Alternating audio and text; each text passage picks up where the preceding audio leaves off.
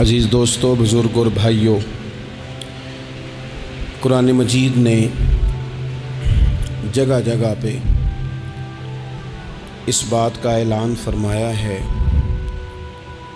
کہ اپنے شعور کو بلند کرو، اپنی فہم سے، اپنی عقل سے کام لو، کائنات ارضی اور سماوی میں غور کرو، اللہ کی نشانیوں کو دیکھو، اپنی فہم و فراست کے ساتھ، شعور کے ساتھ دین اسلام کی حسین تعلیمات کو قبول کرو اور ان کے مطابق اپنی زندگی گزارنے کی کوشش کرو۔ سورہ زمر کی آیت نمبر 18 میں نے تلاوت کی ہے۔ اللہ تعالیٰ نے فرمایا کہ الذین یستمعون القول، فرمایا وہ لوگ جو توجہ سے بات سنتے ہیں، کان لگا کے سنتے ہیں، فیتبعون احسنہ، اور پھر بہترین بات کی پیروی کرتے ہیں۔ پہلے تو سنتے غور کے ساتھ ہیں، پھر بہترین بات کی۔ اسلام کے اندر اجر و ثواب دو طرح کا ہے، ایک بہتر ہے، ایک بہترین ہے۔ آپ نے کسی سے قرض لینا ہو تو اس کو مہلت دینا بہتر ہے اور معاف کر دینا بہترین ہے۔ کسی شخص نے آپ کے ساتھ زیادتی کی ہو تو اتنی ہی زیادتی اس کے ساتھ کر لینا جائز ہے، لیکن اسے معاف کر دینا یہ بہترین ہے۔ تو فرمایا وہ پہلے کان لگا کے سنتے ہیں، پھر بہترین بات کی پیروی کرتے ہیں، ان میں سے جو زیادہ اچھی چیز ہے اس کے مطابق عمل کرتے ہیں۔ اولئک الذین ھداھم اللہ، یہی لوگ ہیں جنہیں اللہ نے ہدایت عطا فرمائی ہے۔ وَأُولَئِکَ ھُمْ أُولُو الْأَلْبَابِ، اور فرمایا یہ لوگ عقل والے ہیں، یہی ہیں جنہیں اللہ نے ہدایت دی اور یہ صاحبان عقل ہیں۔ ایک دنیا کے اندر عقل وہ ہے جس کا لوگ بہت زیادہ استعمال کرتے ہیں، تو وہ عقل انہیں بعض اوقات گمراہی کی جانب لے جاتی ہے۔ اس عقل کی بات بھی اقبال نے کہی ہے، فرماتے ہیں کہ عقل عیار ہے، 100 بھیس بنا لیتی ہے۔ اس کے لیے عیار کا لفظ کہا، اور دوسرا پہلو دیکھیے عیار کے مقابلے میں لفظ کیا کہا۔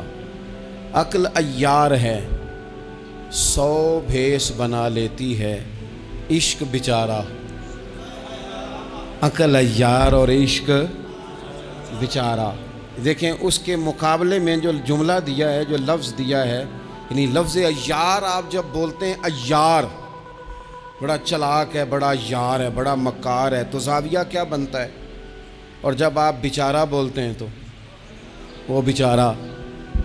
اب زاویہ دیکھیے کیا کھینچا، کہنے لگے عقل عیار ہے، 100 بھیس بنا لیتی ہے، عشق بیچارہ، نہ ملا ہے، نہ زاہد، نہ حکیم، یہ کچھ بھی نہیں، یہ بیچارہ کچھ بھی نہیں، بیچارہ جو ہوا۔ تو عقل کی طرف تو قرآن و سنت نے توجہ دلائی ہے، لیکن عقل سے مراد ہے فہم ہو، فراست ہو، حلم ہو، بردباری ہو، عاجزی ہو، غور فکر کرنے کا مزاج ہو، کسی چیز کو پورے شعور کے ساتھ بندہ قبول کرے۔ آج کل جن چیزوں کو لوگ عقل سمجھتے ہیں نا، وہ عقل نہیں ہے، وہ چالاکی ہے۔ آج کل لوگ عقل مند نہیں ہیں، چالاک ہیں۔ چالاکی اور چیز کا نام ہے، تیز تراری اور چیز کا نام ہے، عقل مند ہونا اور چیز کا نام ہے۔ یہ جو شطرنج کے ہیر پھیر سے لوگ دنیا چلاتے ہیں، یہ عقل مند نہیں ہوتے، یہ چالاک ہوتے ہیں۔ ہمارے ہاں ڈھیر سارے لوگ اپنی زندگی، اپنا گھر، اپنا کاروبار چالاکی سے چلاتے ہیں۔ چالاکیاں لمبی نہیں چلتی، ان کے پول کھل جاتے ہیں۔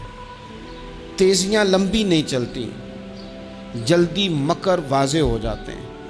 چالاک آدمی کے دوست نہیں ہوتے، آپ کسی کے ساتھ سیاست کے ساتھ زندگی گزار رہے ہیں تو وہ بھی آپ کے ساتھ سیاست ہی کر رہا ہے۔ جب آپ فہم کے ساتھ چلتے ہیں، فراست کے ساتھ، اب عقل کیا ہے؟ نبی پاک صلی اللہ تعالیٰ علیہ وسلم نے فرمایا، کسی نے پوچھا یا رسول اللہ صلی اللہ علیہ وسلم بہترین مومن کون ہوتا ہے؟ تو نبی پاک علیہ الصلوۃ والسلام نے فرمایا جس کا اخلاق زیادہ اچھا ہو۔ تو یا رسول اللہ عقل مند کون ہوتا ہے؟ تو نبی پاک علیہ السلام نے فرمایا عقل مند وہ ہوتا ہے جو موت کو کثرت سے یاد کرے اور اپنی آخرت کی تیاری کرے۔ یہ عقل ہے، یہ شعور ہے۔ لیکن وہ چالاکی کے ساتھ دنیا داری میں بڑا اپنا نام بنا لے، بڑے پیسے جمع کر لے، بڑا جناب گھروندہ تیار کر لے، تو یہ چالاک ہے، عقل مند نہیں۔ فہم والے بنیں، شعور والے بنیں، اپنی زندگی فہم کے ساتھ گزاریں۔ آپ اپنے شعور کی بلندی کی طرف بڑھیں، اپنے بچوں کو تیز نہ کریں، چالاک نہ کریں۔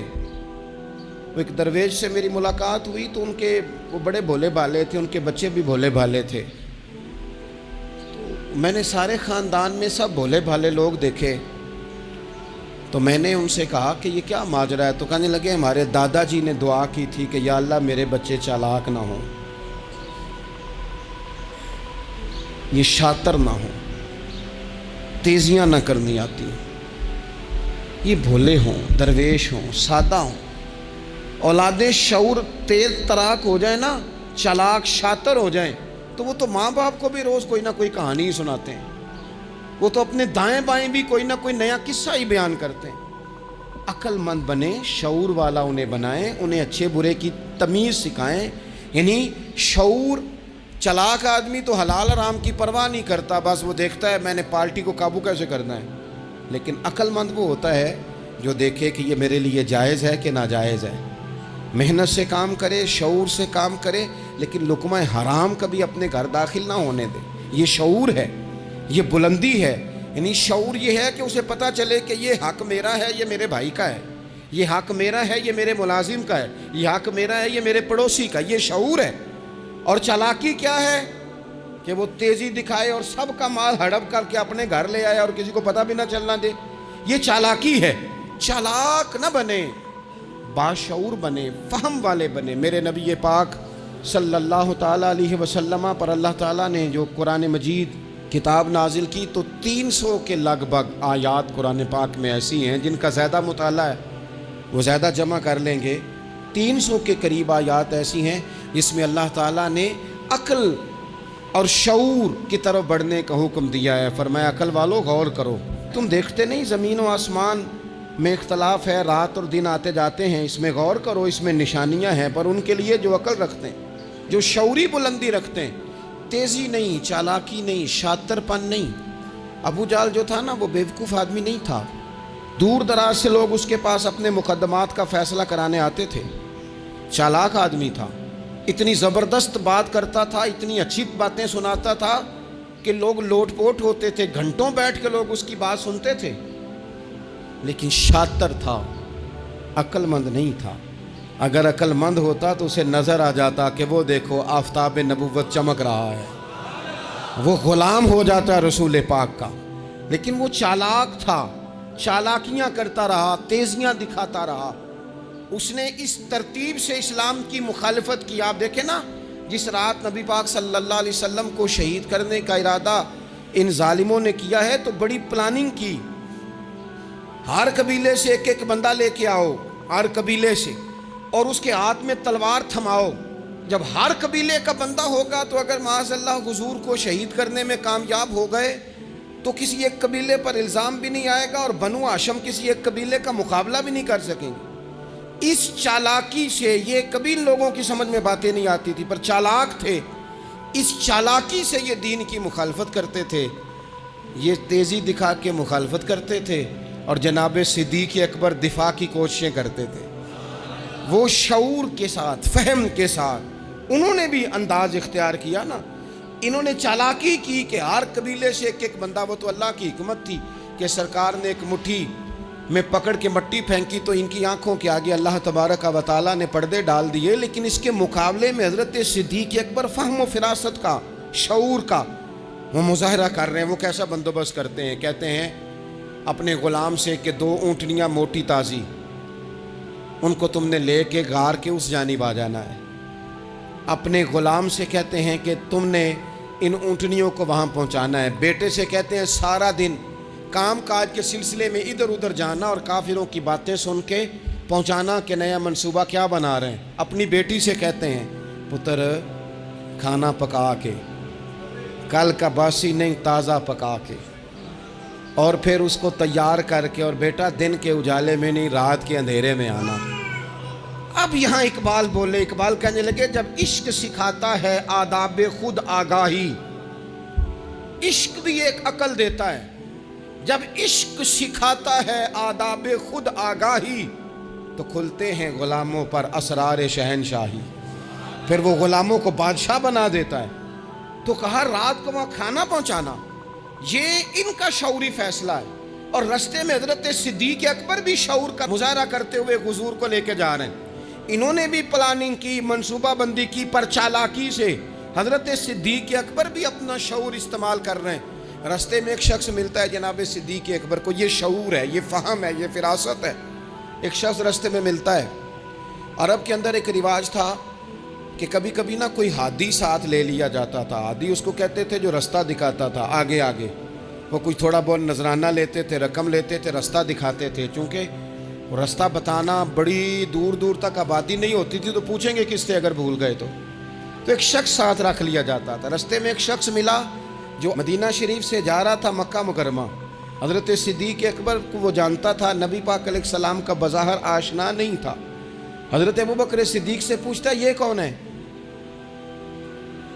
اب حضرت صدیق اکبر کا شعور دیکھو، وہاں شعور اسلام کی مخالفت میں چالاکی استعمال ہو رہی، یہاں شعور دفاعی اسلام میں استعمال ہو رہا ہے.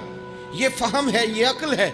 حضرت صدیق اکبر رضی اللہ تعالیٰ عنہ فوراً سوچنے لگے، فرمانے لگے اگر حضور کا نام بتا دیا یہ تو جاتے ہی فوراً ان کو بتائے گا کہ میں نے نبی پاک کو جاتے دیکھا ہے.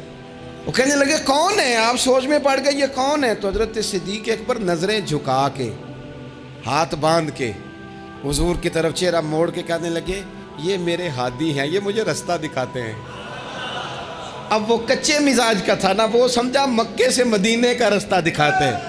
حضرت صدیق اکبر بتا رہے تھے یہ مجھے جنت کا رستہ دکھاتے ہیں، رب کی معرفت کا رستہ دکھاتے ہیں. یہ بھی شعور ہے جب عشق سکھاتا ہے آداب خود آگاہی. پھر کھلتے ہیں غلاموں پر اسرار شہنشاہی. عطار ہو، رومی ہو، رازی ہو، غزالی ہو، کچھ ہاتھ نہیں آتا بے آہ و سحرگاہی. عزیز بھائی، آپ اپنا شعور اگر صحیح جگہ استعمال کریں تو فہم بن جائے گا، فراست بن جائے گا، فائدہ مند ہو جائے گا. لیکن نہیں، چالاکی کی طرف لوگ بڑھنے لگے، پتے پھینکنے لگے، کہانیاں سنانے لگے. کون سا ایشو ہے جس کو آج اٹھایا جائے؟ کون سی بات ہے جس کا پراپوگنڈا کر کے اپنے آپ کو مشہور کیا جائے؟ کیا ہے جو سوسائٹی میں پھینکی جائے بات تو لوگ توجہ کریں گے ہماری سیاسی جماعت کی طرف؟ کیا اس طرح کا ماحول بنایا جائے، کس طرح کر کے پیچ و تاب کیا جائے، کس طرح کر کے لوگ توڑے جائیں، کس طرح بنائے جائیں؟ نہیں، اس طرح لوگ کمزور ہو جاتے ہیں، اس طرح شعور نہیں رہتا قوموں کے پاس. میرے نبی پاک صلی اللہ علیہ وسلم کے پاس عبد القیس کا وفد آیا تھا. تو جو عبد القیس ان کا سردار تھا، نبی پاک صلی اللہ تعالیٰ علیہ وسلم کی خدمت میں جب وہ حاضر ہوئے، لاؤبالی فیصلے نہ کریں، فیصلے زندگی میں سوچ کے کریں. آپ کسی بھی چیز کے سربراہ ہیں، آپ مسجد کے صدر ہیں یا قبیلے والے آپ سے فیصلہ کراتے ہیں، یا آپ کسی جماعت کو لیڈ کرتے ہیں، یا خاندان والے آپ کو بڑا سمجھتے ہیں، یا کوئی آدمی آپ کو دینی تعارف سے پہچانتا ہے، تو فہم کے ساتھ، دانائی کے ساتھ، حکمت کے ساتھ آپ اس کو لے کے چلیں. نبی پاک صلی اللہ تعالیٰ علیہ وسلم نے وفد عبد القیس کے سربراہ سے کہا تھا کہ تمہارے اندر 2 خصلتیں ہیں، 2 عادتیں تمہارے اندر ایسی ہیں جنہیں اللہ بڑا ہی پسند کرتا ہے. یا رسول اللہ کون کون سی؟ فرمایا ایک تو تم عقل والے ہو، اور دوسرا بردبار ہو، حلم والے ہو. تم جذباتی فیصلے نہیں کرتے، تمہارے اندر بردباری ہے، ٹھہراؤ ہے. یہ 2 باتیں، تمہاری سمجھداری اور تمہارا ٹھہراؤ، یہ اللہ کو بڑا ہی پسند ہے. بڑی جذباتی باتیں لوگ کرتے ہیں، بڑا گھروں کے اندر ماحول خوفناک ہو جاتا ہے، قبیلوں میں ماحول خوفناک ہو جاتا ہے، جماعتوں میں خوفناک ہو جاتا ہے. بڑے شعور کے ساتھ مسلمان کو آگے بڑھنے کی ضرورت ہے۔ یہ جو مسلمانوں نے فتح یابی حاصل کی ہے نا بڑی ساری جگہوں پہ، اللہ تبارک و تعالیٰ نے مسلمانوں کو کامیابیاں دیں۔ مسلمان اپنی تعداد کی قلت کے باوجود، اسلحے کی قلت کے باوجود بڑی جگہوں پہ کامیاب رہے۔ اللہ تبارک و تعالیٰ نے انہیں بڑا سارا نوازا۔ تو اس کے اندر بھی قرآن مجید کی سورہ انفال جب ہم دیکھتے ہیں تو اللہ تبارک و تعالیٰ نے وہاں ارشاد فرمایا کہ مسلمان 100 ہوتا ہے اور وہ صبر کرتا ہے تو وہ 200 کا مقابلہ کرتا ہے۔ 1000 ہوتا ہے وہ صبر کرتا ہے اور مقابلہ 2000 کا کرتا ہے مسلمان۔ کیوں بھلا؟ اس لیے کہ سورہ انفال میں رب فرماتے ہیں کافر وہ قوم ہے کہ قوم اللہ یعقلون، وہ قوم تو ہیں پر ان کے پاس عقل کوئی نہیں۔ وہ چڑھ دوڑتے ہیں کہ مار دیں گے، مر جائیں گے، آج انہیں ختم کر کے رہیں گے۔ وہ شعور کے ساتھ میدان میں نہیں آتے۔ لیکن نبی پاک صلی اللہ علیہ وسلم جب اپنے لوگوں کو لے کے جاتے تھے، حضور انہیں سمجھاتے تھے، صف بندی کرتے تھے۔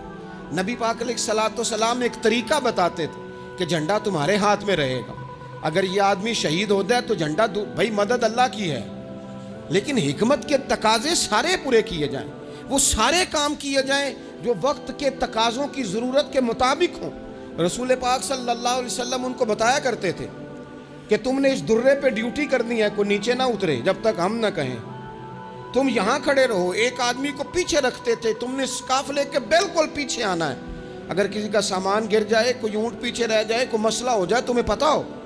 شعور کے ساتھ، بالیدگی کے ساتھ بیٹھ کر، عقل کے ساتھ، فہم کے ساتھ۔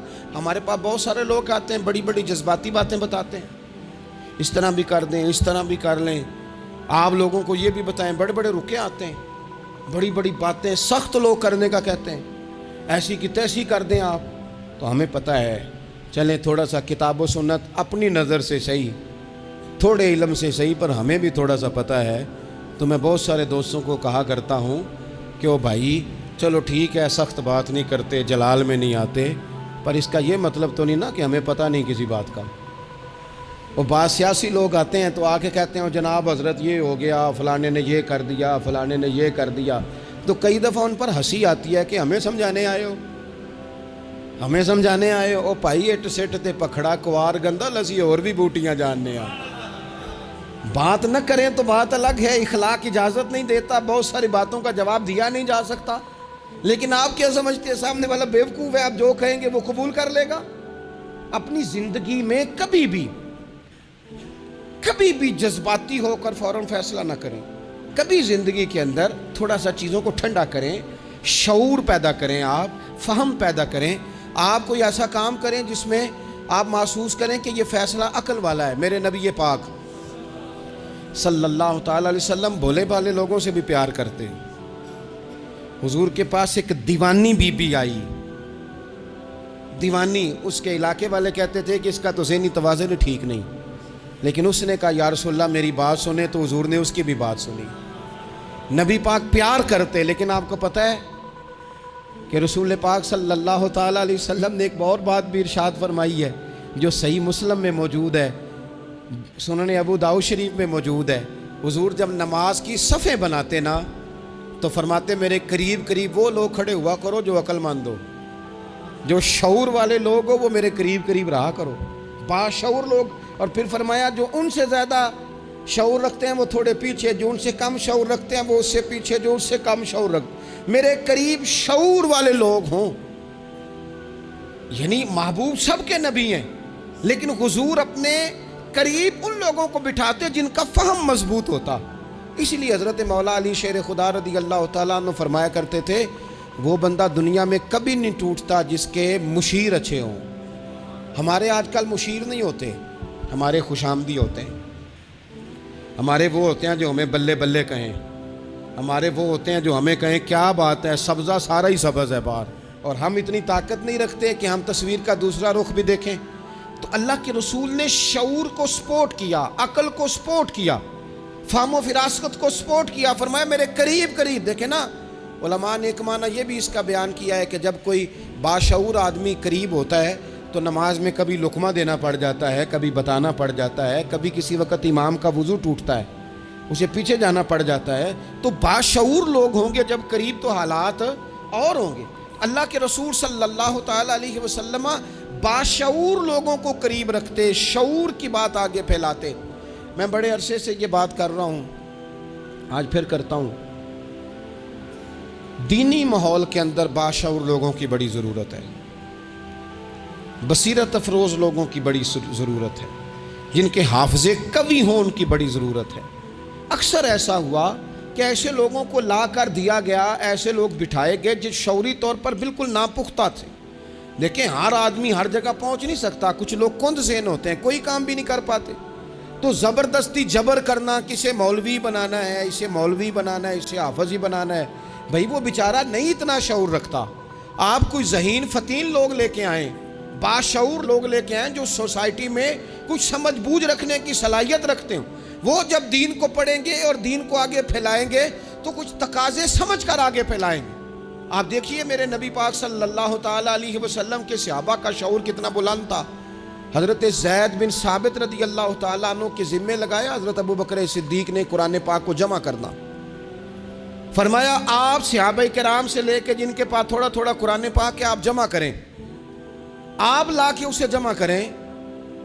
اور وجہ اس کی یہ ہے کہ ایک تو آپ نبی پاک کے دور میں بھی قرآن پاک کی وحی لکھتے تھے, اور دوسری بات یہ ہے کہ آپ جوان بھی ہیں اور عقل مند بھی ہیں, لہٰذا آپ سے ہم نفع لینا چاہتے ہیں. باقاعدہ لفظ کے حضرت صدیق اکبر کہ چونکہ باشعور آدمی ہیں, فہم والے ہیں, لہٰذا آپ سے یہ کام لینا ہے. میں شکوہ نہیں کرتا, لیکن میں کو ذمہ داری سے کہتا ہوں, میں قائل نہیں ہوں بچوں کو ڈنڈے مار کے پڑھایا جائے. ڈنڈے مار کے جب آپ پڑھاتے ہیں تو آپ خوف کے سائے میں تعلیم دے رہے ہیں.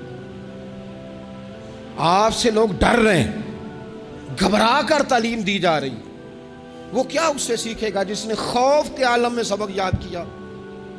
بچہ استاد کے سامنے کھڑا ہے تو وہ تھر تھر کانپ رہا ہے, اسے جو یاد ہے بیچارے کو وہ بھی بھول گئے ہیں. اور یہ کام مدرسوں سے زیادہ اسکولوں میں ہوتا ہے, اسکولوں میں زیادہ ہوتا ہے. لائق لوگوں کو, باشعور بچے کو آپ کو پتہ چل جاتا ہے آپ کا بچہ شعور والا ہے, پھر آپ اس کی مناسب کاؤنسلنگ کریں, اسے آپ مناسب طریقے سے اس کو سمجھائیں, اس کو آپ تھوڑا سا مینٹلی طور پر تیار کریں, اس کی نگرانی کریں کہاں آتا ہے کہاں جاتا ہے. پھر آپ جب کسی ادارے میں داخل کرائیں تو پھر باقاعدہ اس کی رپورٹ لیں, پتہ کریں. ہفتوں سالوں بیت جاتے ہیں, کوئی پوچھنے نہیں آتا ہمارا بچہ کیا پڑھ رہا ہے, تو بچہ پھر من مانی کرے گا. نبی پاک صلی اللہ علیہ وسلم کی خدمت عالی مرتبت میں حضرت انس بن مالک رضی اللہ تعالیٰ عنہ کو ان کی جب والدہ لے کے آئی نا, تو انہوں نے آ کے نبی پاک علیہ السلام سے کہا تھا, یا رسول اللہ صلی اللہ علیہ وسلم, یہ ہمارا بیٹا انس ہے, ہم اسے آپ کا خادم بنانے آئے ہیں. حضور اس میں دو خوبیاں ہیں, ایک تو جوان ہے اور دوسرا حضور بڑی سمجھ بوجھ رکھنے والا ہے, یہ باشعور ہے, آپ کی خدمت کرے گا. خدمت کے لیے بھی بچہ دیا, خدمت کے لیے. حضرت انس بن مالک حضور کی خدمت کرتے رہے, ڈیوٹی کرتے تھے. وہ نبی پاک کے گھر میں چھوٹے تھے, کام کاج کرتے تھے, حضور کسی کو بلانے بھیج دیتے, ازواج مطہرات کوئی کام کر دیتی. فرماتے میں آیا تو تھا خدمت کرنے, لیکن باشعور تھا, فہم والا تھا, کام بھی کرتا رہتا اور مدینے والے کی حدیثیں بھی یاد کرتا رہتا. سینکڑوں حدیثوں کا خزانہ حضرت انس بن مالک نے امت کو دیا ہے.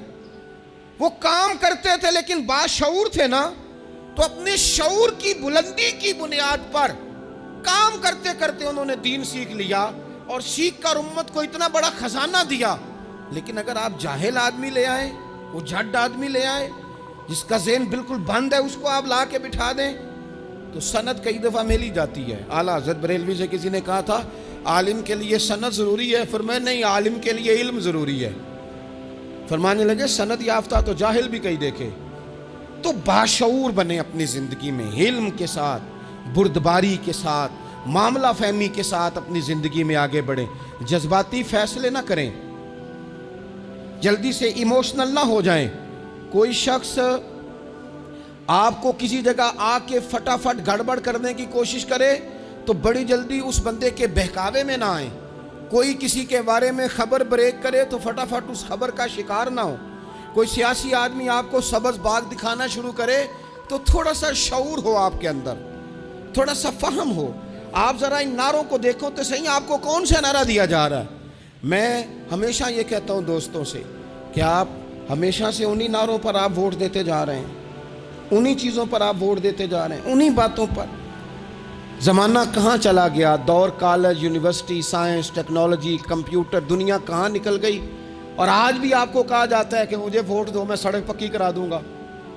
آپ کم از کم اتنا تو کہیں کہ یار ہم اس گلی کے اندر 20 گھر رہتے ہیں تو ہم تھوڑے تھوڑے پیسے ڈال کے گلی خود پکی کرا دیں گے. آپ ہمیں قانون کی بالادستی جو ہے وہ معاشرے کے اندر پکی کر کے دیں. آپ ہمیں یہ بتائیں کہ یونیورسٹیاں کتنی بنائیں، آپ ہمیں یہ بتائیں کہ ہسپتالوں میں نظام کس طرح کا ہے، صحت اور تعلیم میں معیار ہمارا کیا ہے. ابھی تک وہی معاملہ. یعنی میں نے یہاں تک دیکھا ہے، آپ نے ناراض نہیں ہونا، یہاں تک دیکھا ہے کہ میں قبرستان کے لیے جگہ لے دیتا ہوں، مجھے ووٹ دے دو. چھوڑ دو یار یہ کام. اگر ہمیں جینے کے لیے جگہ ملے گی تو مر جانے کے بعد کے لیے بھی ملے گی. اس سے تھوڑا باہر اٹھ کے سوچو کیا کن چکروں میں ہم پڑ گئے. اپنی زندگی بالیدگی والی، پختگی والی بنائیں. آپ جب شعوری طور پر پختہ ہو جائیں گے پھر اللہ تعالیٰ آپ سے بہتر فیصلے کرائے گا، پھر آپ آگے بڑھیں گے. آپ اور میں، ہماری آنے والی نسل تیز تو ہو رہی ہے، باشعور نہیں ہو رہی. ان کے اندر پیسے کمانے کی مشین بننے کا جذبہ تو ہے لیکن تعمیر شخصیت کا کوئی کمال نہیں. لوگ غرض مند تو بہت زیادہ ہیں، درد مند نہیں. لوگوں کی طبیعتوں کے اندر اپنا گھر پکا کرنے کا تو شعور ہے لیکن ذہن پکا کرنے کا شعور نہیں. اس کا نقصان یہ ہو رہا ہے کہ بڑی بڑی کوٹھیوں سے نفسیاتی مریض نکل رہے ہیں. بڑے بڑے مالدار لوگ ایسے ہیں کہ جن کے پاس چونکہ سارا دن جھوٹ بول کے گزارا ہے، سارا دن شو کرنے کا شوق ہے، سارا کچھ دکھانے کا شوق ہے، ان کے پاس سارا کچھ تو موجود ہے لیکن قرار کی نیند نہیں، مسلح کا ذوق نہیں. میں اکثر کہتا ہوں کم سونا ہی بیماری نہیں، زیادہ سونا بھی بیماری ہے. کم کھانا ہی تکلیف کا باعث نہیں، زیادہ کھانا بھی بڑی آزمائش کا باعث ہے. اور میرے بھائی، اقبال جیسے لوگ رو پڑے، کہنے لگے بیوقوف ہونا ہی مسئلہ نہیں، زیادہ چالاک ہونا بھی بڑا ہی مسئلہ ہے. رو کے کہنے لگے عقل کی گتھیاں سلجھا چکا ہوں، خرد کی گتھیاں سلجھا چکا ہوں. یا رب مجھے صاحب جنوں کر دے، یا اللہ مجھے کوئی ذوق بھی دے دے، کوئی میرے اندر درد بھی پیدا کر دے، کوئی مجھے محبت بھی دے دے. عقل ہی عقل رہ گئی. میرے بھائی، باشعور، حلیمی، بردباری، ٹھہراؤ، مزاجوں کے اندر قرار. جلدی ہے ہمارے بچوں کو، جلدی ہے انہیں آگے بڑھنے کی. یہ چور دروازے ڈھونڈتے ہیں، یہ ابھی پوری طرح بولنا نہیں آتا تو یہ اپنے پیج بنانا چاہتے ہیں، یہ اپنے چینل قائم کرنا چاہتے ہیں. ہر بندہ ہے جو کہتا ہے میری سن کے جیو، میری مرضی کے مطابق اپنے معاملات کو ترتیب دو، میں جس طرح کہتا ہوں وہ بات زیادہ اہم ہے. تھوڑا سا غور کریں، تھوڑا سا زندگی کے اندر اپنی فہم سے کام لیں، تھوڑی فراست آگے کی طرف لے کے جائیں. میرے رسول پاک علیہ السلام نے فرمایا جس سے اللہ بھلائی کا ارادہ کرتا ہے اسے دین کی سمجھ عطا فرما دیتا ہے، اسے سمجھ عطا کرتا ہے اللہ تعالیٰ دین کی. حضرت سیدنا احمد بن ابی عاصم انطاکی رحمۃ اللہ علیہ فرماتے ہیں کہ اگر تو دیکھنا چاہے نا کہ تو عقل مند ہے کہ نہیں، تو فرماتے ہیں پھر بھی میں تمہیں ایک نسخہ دیتا ہوں. وہ کیا؟ فرمانے لگے اگر تو ذی شعور ہے نا پھر تو رب کی نعمتوں کو پہچان لے گا اور پھر تیرا زیادہ وقت شکر پہ گزرے گا، شکوے پہ نہیں گزرے گا. یہ زیادہ لوگ بے چین کیوں ہیں؟ میں رات دوستوں کو کہہ رہا تھا زیادہ لوگ اس لیے بے چین ہیں کہ زندگی شکووں سے بھری ہوئی ہے، خواہشات سے بھری ہوئی ہے، کچھ نہ کچھ روز نیا چاہیے، اس نے بے چین کر دیا ہے. اور اگر زندگی شکر والی ہو نا، شکر والا بندہ اپنے آپ کو خوش نصیب سمجھنے لگ جاتا ہے. وہ کہتا ہے یہ نعمت بھی ہے اللہ کا شکر ہے، یہ نعمت بھی ہے اللہ کا شکر ہے، یہ نعمت بھی ہے اللہ کا شکر ہے. تو شکر والا بندہ اپنے آپ کو خوش نصیب سمجھنے لگتا ہے، اس کے دل میں راحت پیدا ہونے لگتا ہے.